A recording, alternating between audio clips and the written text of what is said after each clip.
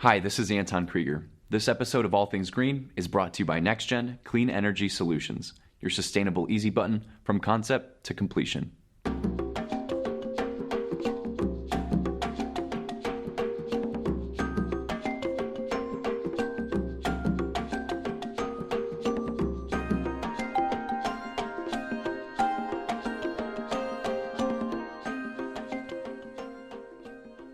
Welcome to All Things Green. I'm Anton, and today I'm joined by a very special guest. Danielle Doza is the Vice President of Sustainability and Environmental Services at the Cleveland Cavaliers, the first senior level position of its kind in the NBA. Danielle, thank you so much for being here. No pun intended, but you kind of are like writing the playbook as like the first senior position of its kind, right, in the NBA. Can you tell me how maybe that's been challenging for you? It's challenging in that, I have to think about how do I approach decisions? Who do I need to involve?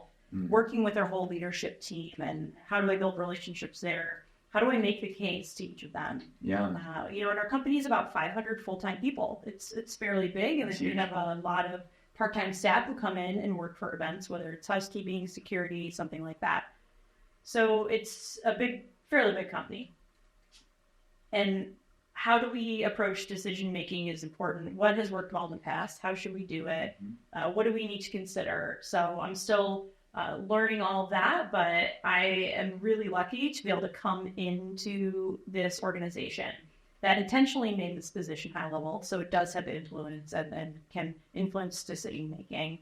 And then also the culture is really wonderful. People are super supportive. Everyone's excited about sustainability, even if they don't quite understand it. They know there's value there, so I know I have a lot of educating to do and bringing people along and building more champions. But it's just a great culture. People are excited. You don't always see that everywhere. Yeah. You might come into a sustainability position and come up against a lot of challenges or opposition. For me, it's just, hey, this is what we should do. This is what we can do. This is how it will benefit the organization and make a more positive impact, and people get excited about it. Yeah. And how we named a few, making sure things don't end up in landfills and things like that.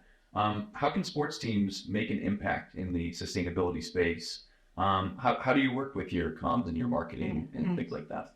Yeah, the unique thing about a sports team is we have a really big microphone. Yeah. Right? A lot of people pay attention, whether it's our fans, the community, the league, even around the world.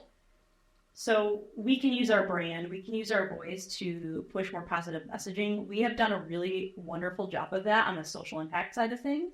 When we think about diversity, inclusion, our organization is really committed to that.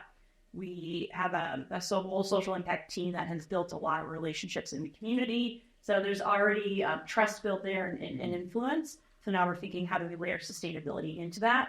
And sports organizations are a great place to do that, because then we can drive our communities forward by whether it's being a leader or being a louder voice. So again, using our microphone to get these messages out, try to change minds, change behaviors, educate fans and the community. Yeah, absolutely. Could you talk about Scope 3 emissions and how that impacts the Cavaliers organization?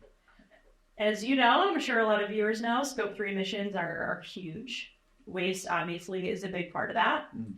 What we're thinking about now is, what do we have control over? A lot of that is waste and travel.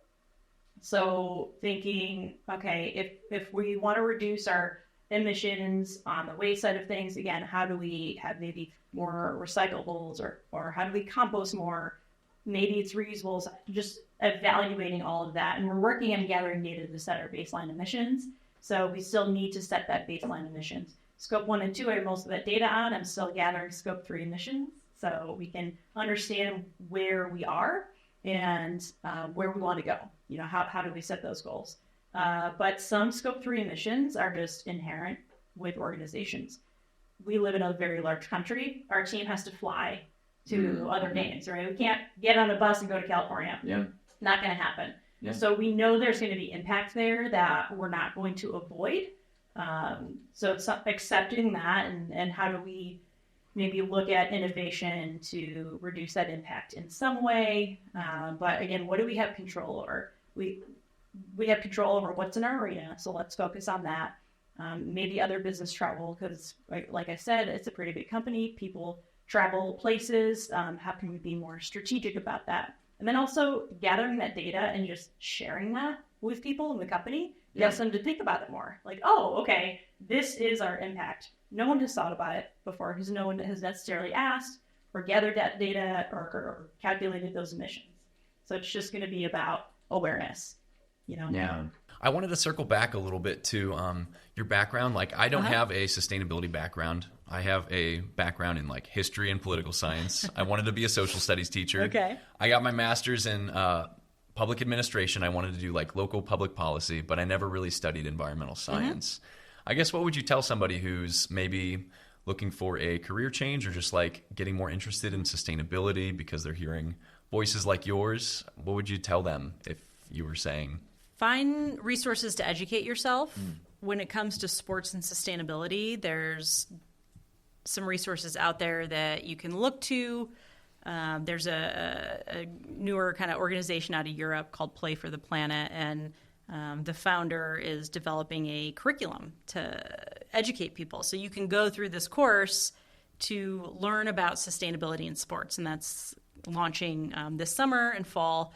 So finding those resources, connecting with people. I've had students reach out to me to say, hey, I would love to hear about your career path and how you got into this. And I love talking to students because it's exciting to see people who want to do this. And it's also cool to see students can actually study this, right? This sustainability wasn't necessarily a thing when I was in school. Yeah. You could study environmental sciences or something much more on the science side of things.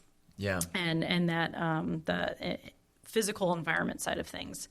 Now there is sustainability in business. There's all kinds of classes students can take. So that's really fun to see.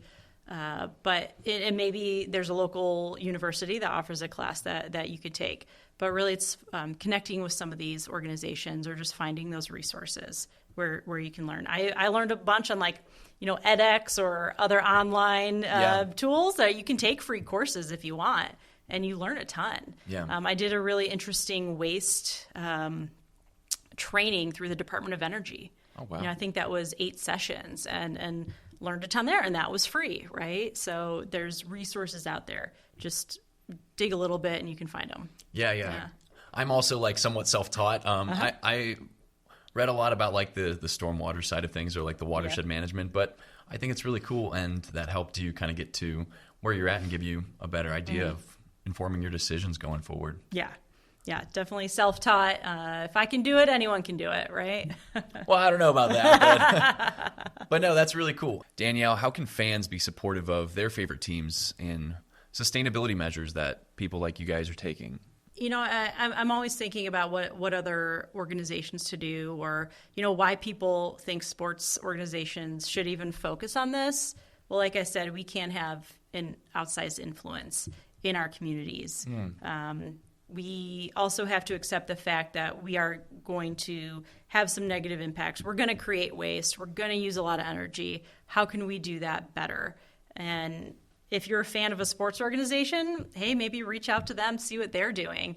It'd be really interesting to see fans start to want to do this more. And there's been some cool activities, say like over in Europe. The real football scene, soccer, real football has focused much more on sustainability, at least over in Europe, partly because climate change impacts outdoor sports much more, and you've seen it a lot in Europe, whether it's heat waves impacting games, flooding of pitches. So some teams over there have really pushed out messaging, changed operations, engaged fans a lot. There's one team, Arsenal, if you've heard of them. They have. I haven't. I'm sorry. No, that's okay. they have a cool kind of competition with their fans where you can score goals for doing different sustainability things. So you can sign up for the competition. Liverpool does a lot. There's a team over there called the Forest Green Rovers, which is a totally vegan stadium. It's a lower tier. It's not Premier League, lower tier, and totally powered by renewable energy. But the owner was really committed to that, right? So he pushed that which is cool because it has started to push soccer generally in the UK. And more teams are thinking about that. So it's like finding that. There's an organization, a team in Vermont called Vermont Green FC. If you're looking for a team to cheer on and you like soccer, check out Vermont Green FC. It is basically a sustainability organization that happens to play soccer. Wow. So all of the players, all of the volunteers of that are really committed, and that's their big focus. So it's pretty cool. You start to see that in some of these kind of lower tier or smaller organizations that can connect a lot with the community. So it's not just big organizations like the NBA or anything like that. There's a ton of smaller sports organizations that you can be a fan of, you can get involved in, who are really making an impact. So I love to see that throughout the sports world. Yeah, so these aren't necessarily like major league teams. They're not even necessarily like minor league teams, right? Exactly. These are just kind of like people coming together and using like sports as like a community glue, and the focus is sustainability. Yeah, you see it at the community level all the way up to the the top leagues like the NBA or the Premier League. So it's just across the spectrum of sports leagues, and everyone comes together, from all over to share those best practices, talk to each other. It's just a lot of fun. How do the best management practices differ maybe from different parts of the country? I mentioned earlier, it depends on what resources you have access to. The coasts are a little farther along, like I said, and it's cultural. If you're in Seattle or San Francisco, people know to compost. They know what is recyclable. People just know what to do when they get to a bin. When you're here in Cleveland or other parts of the Midwest, it's just not part of our culture necessarily. Yeah. So we have a lot of educating of fans to do of, one, what is recyclable, because it's confusing. We hear all these different messages, depends what city you're in, where you're at, what arena you're in, about what's recyclable and what's not. That's confusing for people. It is. We get that. So we have to figure out what is the best communication, and we're still trying to figure that out. So that's a big challenge, and it's going to depend on your culture and where you're at and what's going to resonate with fans and what's going to change behavior. And behavior change is incredibly hard, but we're going to slowly work at it and do our best, and just, make sure our fans have an epic experience while also being able to make a positive impact. Right, yeah, you got to make sure that the systems put in place people actually adhere to. Otherwise, maybe you're wasting your time, right? Yeah. I know I need the signs personally. I don't know if you're a Cleveland native, but like, I need the signs sometimes at the restaurants. Yeah. I'm like, okay. Tell me what to do. Yeah, yes, exactly. You got the 3 bins. You got to make sure you put them all in the right bins. Right. Right? Yep. Yeah. What is this recyclable? Is it not? I don't know. It's just it's hard. It's waste can be a bit of a mess. But we're going to do our best. Yeah, waste can be messy. Exactly. It can be messy. Okay. Yeah. Well, Danielle, I was curious. We have just one more question for you. Uh-huh. I was curious if you had ever met LeBron James before as a member of the Cavaliers family. I have not. We do love LeBron James. He's always special to Cleveland. Haven't met him, but hopefully one day he can, get back to Cleveland in some form or fashion. But we have a lot of great players, great team, great culture, and maybe we'll get LeBron back one day. We're going back to the playoffs this year. We're going back to the playoffs. Let's go Cavs. Okay, let's go Cavs. Are there any other people or organizations you'd like to plug before we wrap up here? Yeah, there are a few organizations really focusing on sports and sustainability, whether it's at the collegiate level or the professional level. Green Sports Alliance is an excellent one. They've been around for quite a while, growing quickly as well. We're a member of the Green Sports Alliance, so I encourage people to check them out. Sport Positive is another one. That one's out of the UK, but also supports messaging in the United States as well. So Sport Positive is an excellent one. I think I mentioned Play for the Planet. There's a handful out there. So check out some of these organizations if you want to learn more about sustainability in sports. They have newsletters, they have playbooks, and there's a lot you can learn. Yeah. And also you forgot the softball league that we're starting, right? Of course, your softball league. Danielle, thank you so much for talking all things green with me. I'm going to let our viewers know how they can stay in touch with us. If you'd like to stay connected with the show, be sure to follow us on TikTok at ATG Show. And if you'd like to rewatch full episodes, check out our YouTube channel, All Things Green Show. You can find all of our sources from today's episode in our show notes. All Things Green will be back very soon. Thank you so much for being a part of the global sustainability movement.